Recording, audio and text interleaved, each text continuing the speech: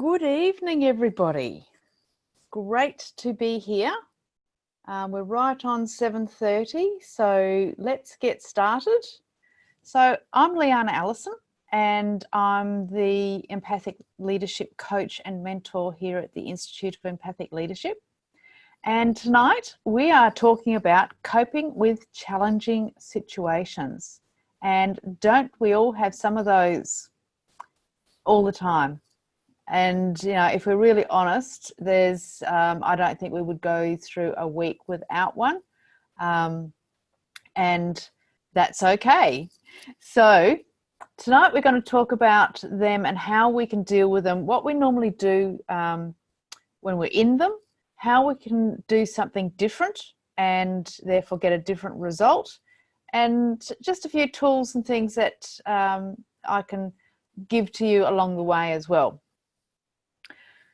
So to start with, I'd just like to ask that someone can let me know that you can hear me okay. So if you could pop in the chat box, yes, that would be fantastic. And that way I know I'm not talking to myself, which would be even better. Great, thanks Colleen. Yes, Samantha, fantastic, excellent. So we have audio, that's always good. All right, so let's get into it then. Hang on, we just have one in the Q&A. Yes, thanks Olwen. Okay, pop that down there so I can see it. Excellent. All right, technology, don't you love it? Sometimes it works absolutely amazingly and other times it's like, yep, it's just not going to work. But tonight we're lucky, we're doing all right. Okay, all right, so to get started, so if we look at a situation where we feel challenged, now what happens when we're in those situations? Now for me it would be I would get stressed, I would probably get emotional in some way, my mind would start going crazy, I would try and fix it so that I didn't feel uncomfortable, and then if none of that worked, I'd probably withdraw and hide somewhere.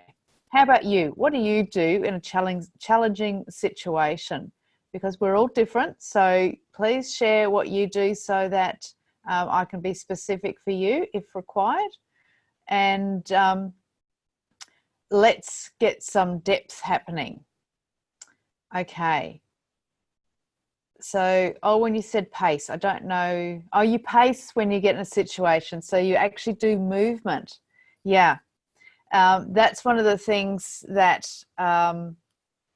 we all do, I think, a little bit. Vanda says hide or try and talk myself out of it. Yes, Samantha says withdraw. So, you know, we're covering all bases here. And, you know, pacing is one of those things, if we feel like we have to get up and move around, it's because we've got an energy or an emotion that has got a bit of a zing to it. So a bit of anxiety, a bit of anger, a bit of fear, and they're very hard to sit still in, aren't they?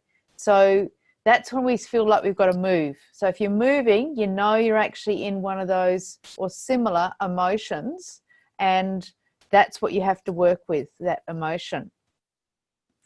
So one of the characteristics of being able to deal with a challenging situation is we draw on our resilience. We draw on the part of ourselves that feels like it can cope.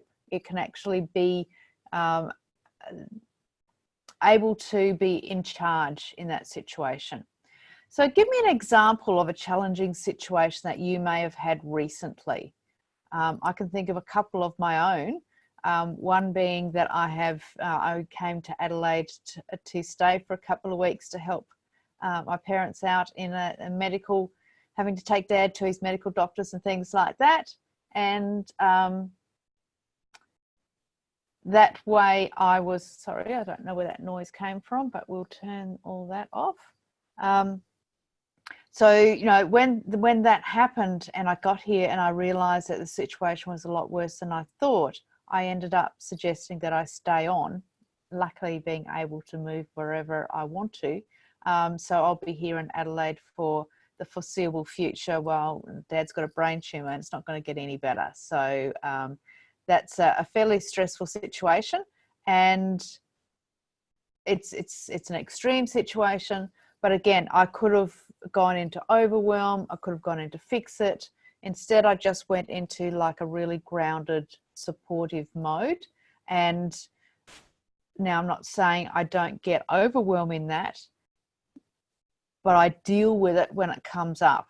And, you know, when you've got 10 or 12 things happening all at once, then of course, overwhelm and all those sorts of things are going to happen. It's what you do with it that counts.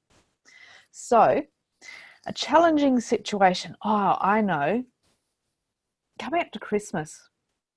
Isn't Christmas sometimes challenging? Like all the family gets together. Maybe they haven't seen each other for a while, distant, you know, cousins or uncles or aunties or whatever it might be. And, you know, when they all get together, there's always the family tension that goes on. Well, not in all families. Some families get on really well, but most families have some sort of family tension. So to deal with that situation, we have to stay really centered in ourselves. We have to not get triggered by the external situation. So if we look at a challenging situation as being external to us, it's over here. It's an external situation. It could be someone cutting you off in traffic. It could be dealing with people walking slowly down the street when you're in a rush to get somewhere. All of these situations can be challenging in their own way, but they're external. They're outside of us. So the answer to an external situation is an internal response. So an external situation happens when our internal mechanisms, mentally and emotionally, are reactive. So if we're reacting, then the external situation gets bigger and bigger, because quite often we will have the mental loops going on, add an emotion to it, add a story to it, and it just gets bigger and bigger and bigger. And that causes us to have internal meltdown, stress, anxiety, anger, all of these normal things that can really kick in when we're triggered. So that's the problem, getting triggered. And if we, I've got a few questions here. Fight or flight, Jane. I was laughed at when I turned up in a social coffee meeting by two ladies. I ended up with a flight response. I went window shopping till I thought the other ladies turned up. Went back to my hurt feelings, came back up. I started the fight response and became aggressive and short with my conversation. Yeah, absolutely. That, Jane, is so when we get that fight or flight response, we will either withdraw and sort of wait it out like you did, or we will attack. And with the attack part is the reactive part. And for Owen, it was someone was rude to me in a crowded gathering, ignored by other family members. Yeah. So those things will trigger us when we don't have enough of the resilience that we have in our self-worth.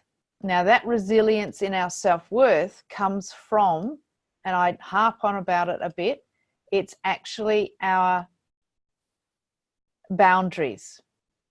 So if we are strong in our boundaries and we don't take things personally. Now, if anyone's an empath, and I know a fair few of you are, we are destined to take everything personally because we feel everything. So it feels really personal.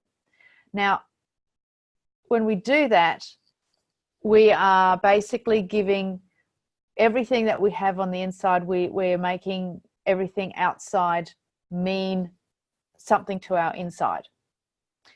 Technical way of putting it, but basically the outside triggers our insides and our insides make a huge story. And yeah, Jane, very empathic, yes. Isn't it personal if it's directed at us? Good question, Owen. It's it's personal in that it is directed at us, but how we respond to it is our personal choice.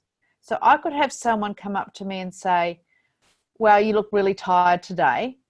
And I could either go, well, that's really offensive. Why would you want to point out that I look tired? I know I'm not at my best. You're a horrible person. Or I could go, yep, there's probably some truth in that. Or if they say something that's not truthful, for example, I think you've been really rude to me. And I would just go, well, I don't believe I have been. I think that's your perception. So it's like, whatever, you know, I don't take it personally, or I try not to as best I can. We're all empaths. So if something is directed at us, it's at us. It's not a personal attack unless we allow it to be a personal attack. If it's a personal attack, we are being personal, and we are making our thoughts and emotions are getting tied up in it. So all our triggers will come up, and I'm not good enough, or I'm not valued, or I'm not supported, or I'm not heard, all come up if we haven't dealt with them with enough depth previously in our personal growth journey. Which leads me into how we actually fix the problem. So if I ignored it and just stewed later, is that okay? Well, you could do that, Owen, but stewing probably isn't all that great for you. It's actually about standing your ground around it, so having boundaries and voicing anything you need to voice without having to defend yourself, and later going back to it and going, why was I triggered by that? What is that about for me? What is the subconscious pattern in my mind that is getting triggered by whatever was said? Because it'll be whatever's the subconscious mind is far more powerful than our conscious mind, and it is the one in control. So if we get triggered, there's something in there that is trying to get noticed. Now, that will give you an opportunity to grow through that situation. Should we approach the situation with enough emotional intelligence and direct conversation? Absolutely. Emotional intelligence is the ability to recognize our emotions, other emotions, to be able to empathize without being over empathetic and sympathetic. And directing the conversation is about being an observer. So you're able to stand back from any personal triggers and observe what's going on, and still communicate in a way that is really powerful for you. So that is basically holding true on your boundaries. So Owen, if you felt, oh, sorry about that, just a moment. There we go.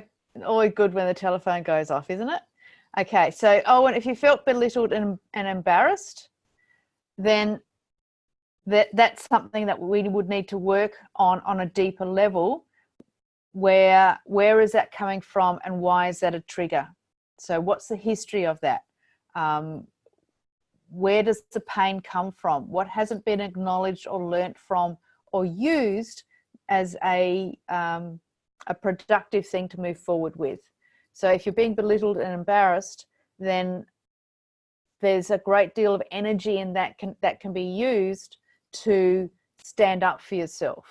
So we would then tip that energy from a negative into a positive, and you'd be able to stand up for yourself using that same energy without having the emotional hooks that are in it. I hope that makes sense. It's part of the process of what I do in the empathic leadership, so that you can still hold your own energy, be really strong in who you are, yet use it as a productive thing, which is completely different to getting rid of it, fixing it, pushing it aside, thinking it away, all that sort of stuff. It doesn't work. So, but the way that I work with it, you don't have to get rid of it. You just have to redirect it in a way that drops away the subconscious power of it.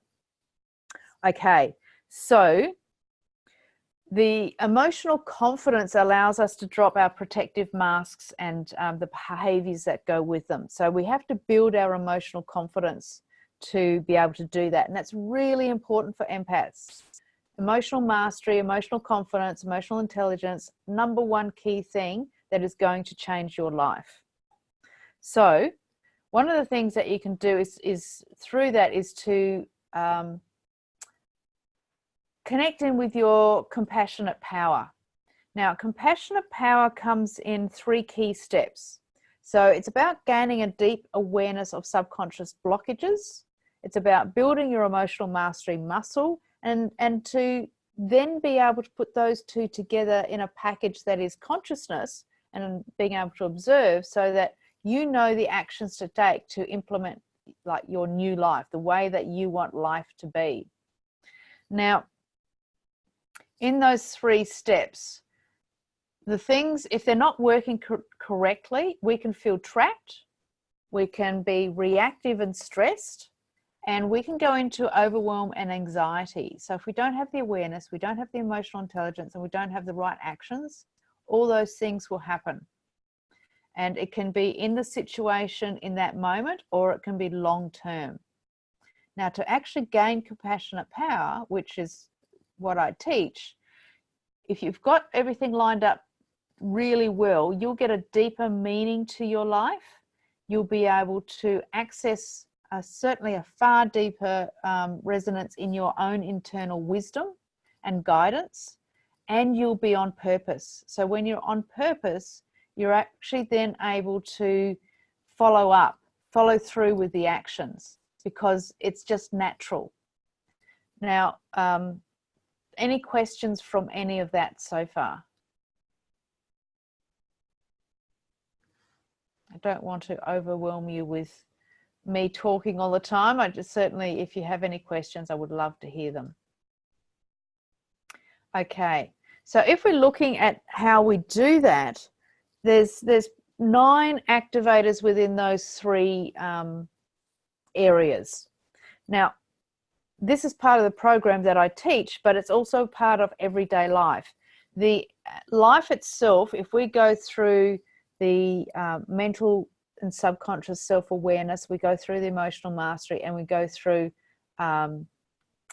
taking the correct actions and things like that, then we will get the life that we want. But that cycle is like a spiral. So we go around in that cycle, awareness, emotional mastery, action, and that cycle goes round and round and round and round. But every time you go around, it goes like a spiral and goes deeper and deeper and deeper and deeper until you actually get closer and closer and closer to your true self, your core, your soul. And that way you get to do it gradually. Like, you know, we can't change everything all at once. We can change what we're ready to change, and that thing will lead us to the next thing. So obviously, you know, personal growth is a lifelong journey. And if we really want to be getting the best out of life, then we have to be doing this conscious growth work, which I find exciting and exhilarating, and yes, sometimes challenging, but I'd rather do that than play small. And playing small is one of the things that happens when we get triggered. In these challenging situations, we can shrink, can't we? We just go, oh, just it'll go away soon. No, I'll feel better when I get home, kind of thing. But it doesn't have to be like that. All right, I want to share with you a couple more in depth of those 9 steps. So the 9 steps is to get clear in the subconscious blocks, to gain clarity around your deepest core values, to turn the consequential gifts or those consequential gifts into your best assets, to find the deeper meaning, to be in flow with your emotions, to accept your gifts, to connect your heart and mind, And set boundaries towards self-love. So take self-responsibility for your well-being. So let's start with number one. So to get clear on the subconscious blocks, because they're the blocks that are holding you back. And that's what we've been talking about so far. In these challenging situations, these subconscious blocks that come up and make you act in a way that you don't want to act, or think in a way that you don't want to think, or feel in a way that isn't empowering for you at all. So we've got to look at these subconscious blocks. They've got to be brought to the surface of your mind so that they can be investigated. And so this entails understanding where they came from. For example, as a child, we have certain needs, like they're fundamental needs. Now, most children never get all of these needs met by their parents or their society around them, or whatever it is that their family structure is. We will always have needs that are not met. And these needs drive us for the rest of our lives until they are fulfilled. Now, quite often we want these needs fulfilled externally. So these external, we go looking for them. So self-love, we go looking for love, for someone to love us so that we feel like we're lovable, and then we can love ourselves more. Now, the idea is to be able to love ourselves first before we can truly be loved by someone else. Now, we have to understand what stops us from self-love, and these are the subconscious patterns, so that we can then turn all of that energy and all of those needs into something that we can support ourselves, so it grows from the inside out. Rather than from the outside in, it's got to be from the inside out. And then we can share it into the world, rather than try and get all this fulfillment to bring it back into ourselves, or all this love, or all this validation, whatever it might be. So the subconscious blocks are really, really important. So there's so these actually are the ones that put you in the driver's seat. So once you actually understand them and work with them, you get to actually choose exactly what it is that you want to do, how you want to be. You are in charge. So you're in control. Everyone says, it's bad to control things. Well, it's not totally bad to control everything when you're in control of yourself, in control of how you use this best part of yourself to get what you want in life. And that's what it's all about. We want a valuable, integrated life that has worth and fulfillment and passion and purpose. All of those things cannot be fully accessed if we're not fully aware of what's stopping us from getting there.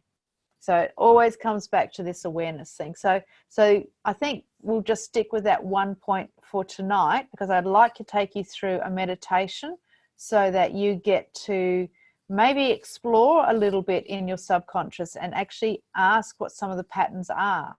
So we'll do that now, but first I'll ask if there's any questions or anything else, any comments that you would like to share. I would be most appreciative. Okay. So it's great to have so many people on live tonight. It's always makes it far more interactive, is always good for everybody. So I appreciate that. And for those of you who are listening to the recording, you always will have access to chatting with me through all the links that you will have in the emails as well. So make sure you check those out. Okay, Deborah, thank you. Thank you. She says appreciates my insight. So I appreciate that, Deborah. Thank you very much. Is there an easy way to access your subconscious blocks? Yes, there is. I'm going to take you through a bit of a meditation now so that you can access them to get some awareness around them. and see where it takes us. So obviously you'll have this recording, so you'll be able to redo this meditation ongoing for a while, whenever you need it, really. Okay, all right. So what I'd like you to do now is to just make sure you're comfortable. Close your eyes. Just take a nice deep breath in through your nose and out through your nose. And taking 3 deep breaths like that. And as you're breathing in, you become aware as you breathe in, there's all this energy coming down from the above you down through your body. And as you breathe out, it's going down through your body, through your feet and into the ground. And each breath just gets you more and more relaxed. Each breath allows you to become more and more present to yourself in this moment. You allow your day to just drop away. There's nothing that you need to do right now. This is your time and space to just slow down. You don't need to find any answers. You don't need to fix anything. We're just going to relax at this time and allow yourself to just be present. Be completely still in your body, allowing your breath to support you. So each breath in, the energy is filling you up. Each breath out, the energy is draining down into the earth, cleaning your energy, cleaning away your day, cleaning away any excessive chatter, just allowing it to be present, but it's not loud, it's just in the background. And just feeling your body start to soften. Your shoulders droop, your neck relaxes, your hands go soft, your toes go soft.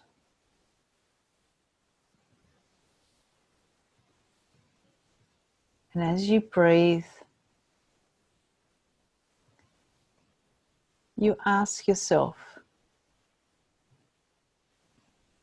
what is this subconscious pattern? What is hiding in my mind that I need to see or hear right now? And you just continue to breathe, and things will pop into your mind. You might see pictures, you might have memories. Just collect them so that you can write them down at the end. It could be a statement. It could be a memory of somebody saying something to you that stuck. It could be a feeling that you resisted. It could be a story that you built around that feeling or that thought. And none of them are important. We're just observing. You don't have to do anything with them. They don't have to mean anything. It could be something like, I'm never going to succeed.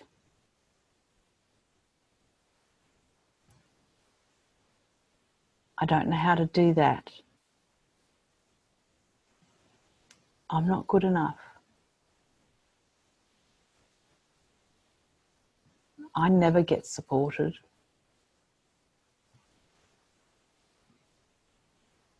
No one listens to me.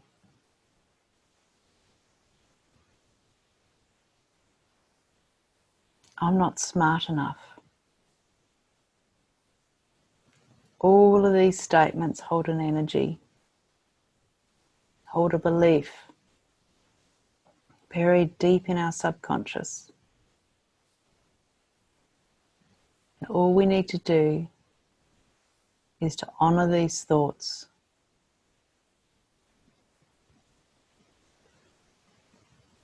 Feel the emotion that goes with them.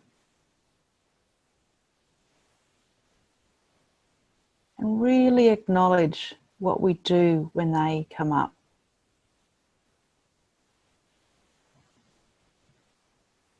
What is it we do when that thought of "I'm not good enough" comes up? Do we withdraw? Do we attack? Do we go looking to learn more and more things but don't actually take any actionable change? So whatever it is for you, we just allow them to be there. Knowing that every single one is there to teach us something.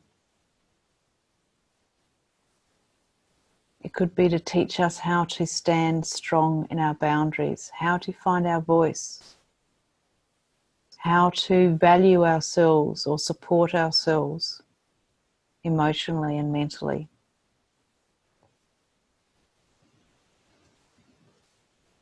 It could be the lesson of self-love, the lesson of maintaining our boundaries, which proves that we love ourselves.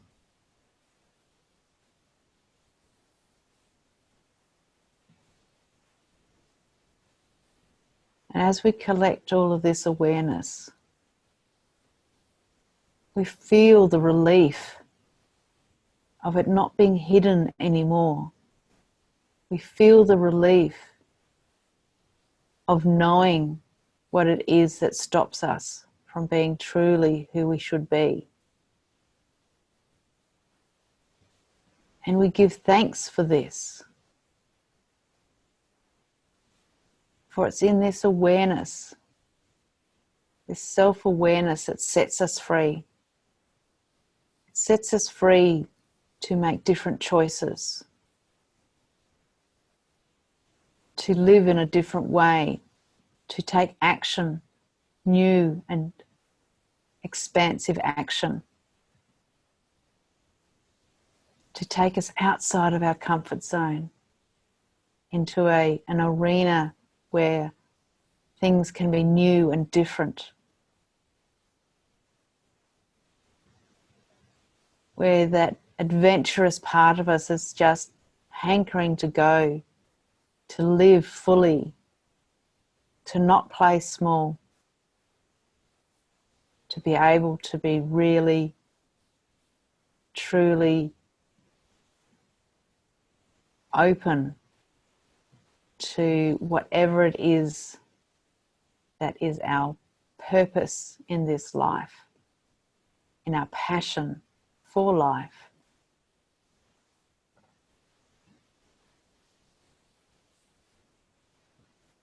And we feel our hearts open and expand, allowing us to really breathe deeply,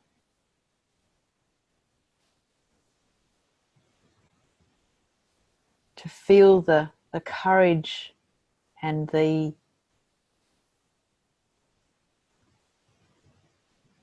power that is within us to make changes, to make different choices, to choose our life. And we smile.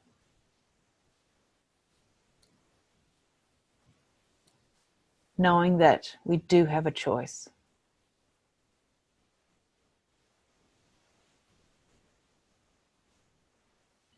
And as we take in another nice deep breath, we do 3 more really big breaths in through the nose and out through the nose, breathing energy down through us and down through our feet.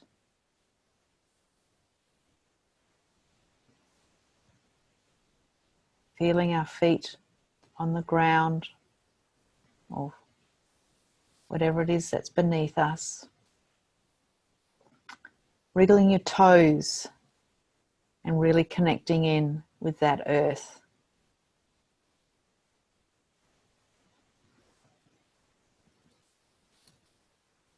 And when you're ready, allowing yourself to open your eyes and come back to this present moment. Beautiful. Well done. Just wriggling your toes and feet a little bit so that you actually really come back into the moment and are back in your body properly.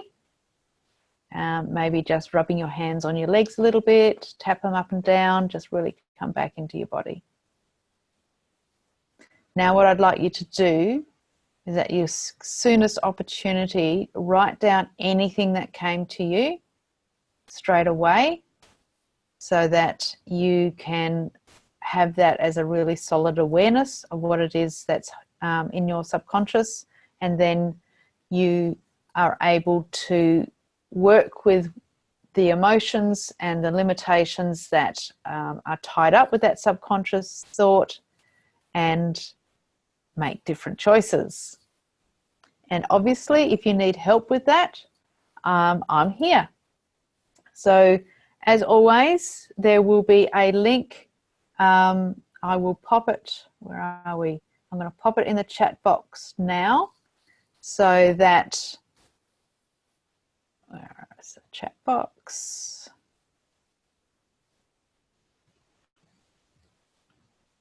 There we go. So that's there in the chat box. So you can click on that link and book a free 15-minute chat where we can go into whatever it is that you want some more depth around. And if you get stuck and haven't been able to quite get the detail of that subconscious pattern, we can have a chat about that. So please make use of that. I've only got a short period of time this week, so grab what you can in this next couple of days. I'm off to America then from the 18th to the 28th. So, but I'll be back after that. So if you can't make it this week, then book it in for later down the track. Okay, any feedback or questions or anything? Jane said, thank you so much. It's been the best 30 minutes of my recent life. Thank you for reminders of my knowledge. That's absolute pleasure, Jane. It's a wonderful to hear that you got so much out of it. And yep, we don't have to be doing this for a long time to get some great results. Is there a recording? There is. Yvonne, you will get an email tomorrow with the link to the recording so that you can listen to it. You download it onto your device and you will be able to listen to that as many times as you want. Absolute, my pleasure, Yvonne. Vanda, yeah, it was helpful. Thank you. Thank you also for being there. So Deborah, thank you. So I'm really glad we had so many on tonight and it's been fun. As always, blessings to you all, and I will see you again. We have our next one coming up in December, which will be, let me just check the dates for you, if I can find it. Okay, so we're looking at December, which will be, it'll be the first Tuesday of December, and that is going to be about goal setting and really getting things sorted for your very best 2020. So we're going to make the best of that year and bring your best selves to that situation. That's December the 3rd. So I'd love for you to join me. There's going to be a change in format next year, so make the use of these freebies while you can. And well, Yvonne, we will have a recording for you if you registered, because if you can't be on the live event, and that way you'll be able to set some really great goals for going into 2020. So that will hopefully support you. Excellent. All right. Take care, everybody, and I will see you again soon, hopefully. Bye for now.